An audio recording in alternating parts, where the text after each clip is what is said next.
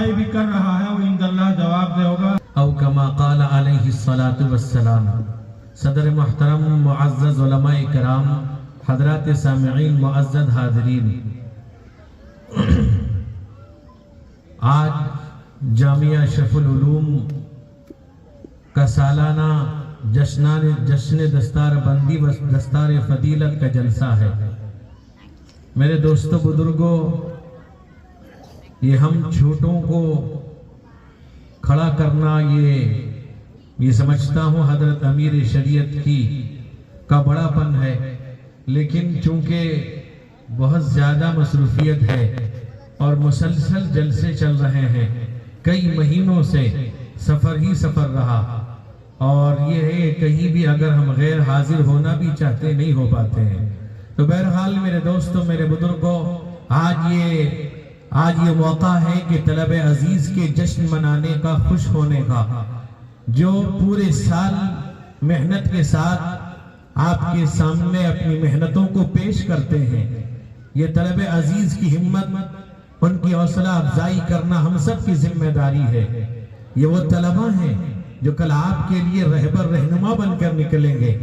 मेरे दोस्तों, मेरे बुजुर्गों, बहुत से लोग ये कह दिया करते हैं, और मैंने सुना भी कई लोगों से है, वो ये कहते हैं कि मदरसों में उन बच्चों को दिया जाता है जो नादार होते हैं, किसी काम के नहीं रहते, न स्कूल कॉलेज के काम के रहते हैं, न यूनिवर्सिटियों के काम के रहते हैं, उनको मदरसों में डाल दिया जाता है। ये कतअन गलत बात है। मेरे दोस्तों बुजुर्गों, याद रखिए, जो मदरसे में आता है, जो मदरसे में दाखिल होता है, याद रखिए फैसला अल्लाह का है। अल्लाह उनके माँ बाप के दिल में बात डालता है।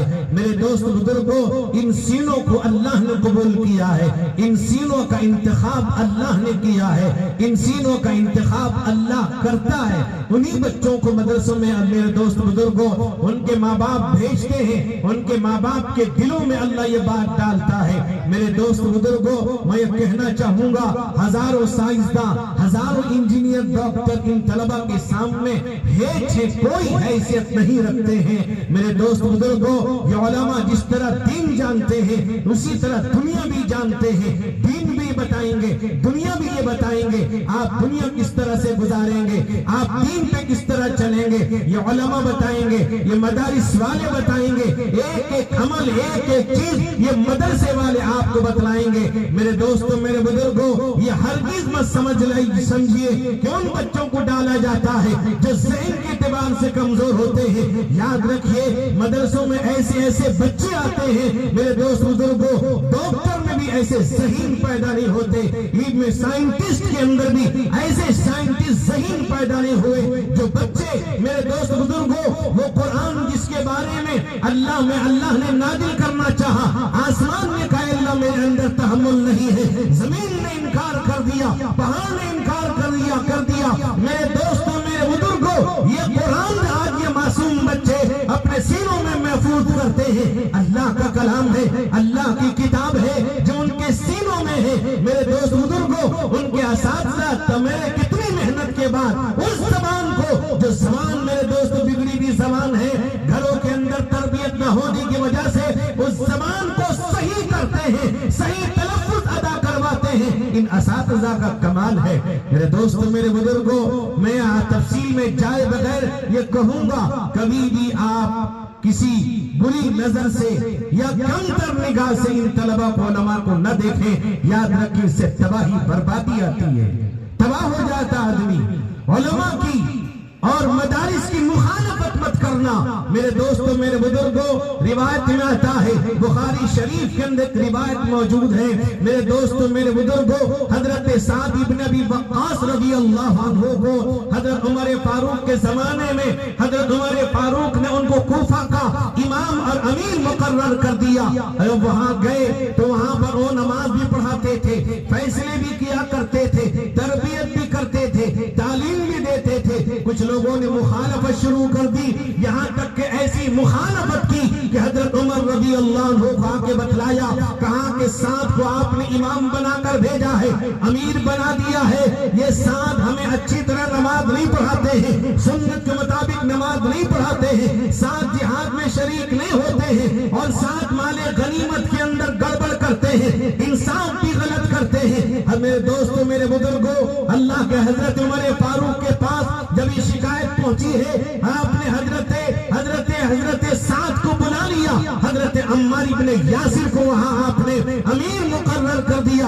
اس کے بعد آپ نے ایک وفد بھیجا حضرت سعد کے ساتھ۔ میرے دوست بزرگوں، گلی گلی گھومتے رہے، حضرت سعد کے تعلق سے معلومات حاصل کرتے رہے، سب نے تعریف کی۔ میرے دوست بزرگوں، سب نے ان کی بات کو کہا کہ سنت کے مطابق نماز پڑھاتے ہیں، یہ وہ کرتے ہیں جو اللہ کے نبی نے حکم دیا ہے، انہی باتوں پر عمل کرتے ہیں۔ میرے دوستوں، میرے بزرگوں، جب یہ بنو عبس پہنچے ہیں، بنو عبس پہنچنے کے بعد ایک شخص تھا اسامہ ابن قتادہ، میرے دوست بزرگوں، اس نے شکایت کرنی شروع کر دی، کہا کہ سنت کے مطابق نماز نہیں پڑھاتے ہیں، جہاد میں نہیں جاتے ہیں۔ حالانکہ میرے دوست بزرگوں، اسلام کے اندر سب سے پہلے تیر چلانے والے حضرت سعد ہیں، جنہوں نے میرے دوست تیر چلایا تھا۔ اب یہ انکار کہتا کہ وہ غلط کر رہے ہیں، انصاف بھی غلط کرتے ہیں، مال غنیمت بیت المال کے اندر قطر بیوت کر رہے ہیں۔ میرے حضرت سعد کو بڑا غصہ آیا، تکلیف ہوئی۔ میرے دوست بزرگوں، سعد وہ سعد ہیں جن کے بارے میں اللہ کے نبی رحمت کونین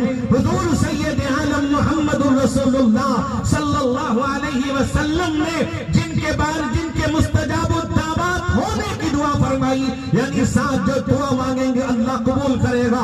حضرت سے سعد نے بد دعا کی، 3 بد دعا دی حضرت سعد نے، کہا کہ اللہ تیری عمر کو لمبی کر دے، اللہ تیرے فقر کو طویل کر دے، اللہ تجھ کو فتنے کے اندر مبتلا کر دے۔ حضرت سعد نے بد دعا دی۔ میرے دوست بزرگوں، اب روایت میں آتا ہے کہ وہ اس کی عمر اتنی زیادہ عمر ہو گئی تھی، اس کے آنکھ کا بھاؤ اس کی آنکھ پر آ چکا تھا، یہاں تک کہ بوڑھا ہو گیا، کھانے کو نہیں ملا کرتا تھا، یہاں تک کہ حدیث میں آتا ہے راستہ چلتی ہوئی لڑکیوں کو چھیڑا کرتا تھا۔ اس حال کے اندر جب اس کی آنکھ نہیں کھل رہی تھی، آنکھ کا پپوڑا بند ہو چکا تھا، چلنے کی طاقت نہیں تھی، ساری قوتیں جواب دے چکی تھی، چھیڑا کرتا تھا۔